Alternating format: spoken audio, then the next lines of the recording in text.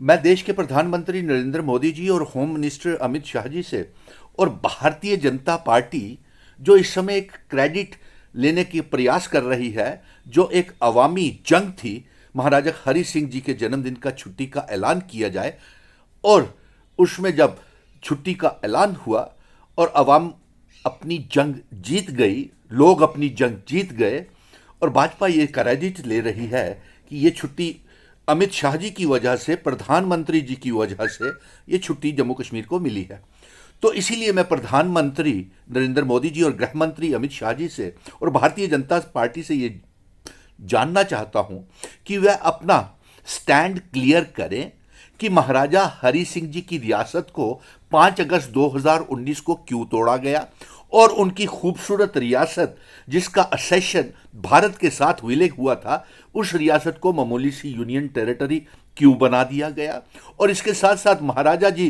तो हमें special status 370 हमारा स्टेट सब्जेक्ट, एक खूबसूरत रियासत का विलय भारत के साथ करके गए थे, और जिस विलय की शर्तों के ऊपर जम्मू कश्मीर भारत का हिस्सा बना था, उन इंस्ट्रूमेंट ऑफ असेशन की शर्तों को लेकर के प्रधानमंत्री मोदी जी और गृह मंत्री अमित शाह जी और भारतीय जनता पार्टी बताए कि आपका क्या स्टैंड है। अभी जंग बाकी है, अभी तो यह पहला कदम जम्मू के डोगरा लोगों की और जम्मू कश्मीर के लोगों का पहला कदम है, छुट्टी का ऐलान का जीत।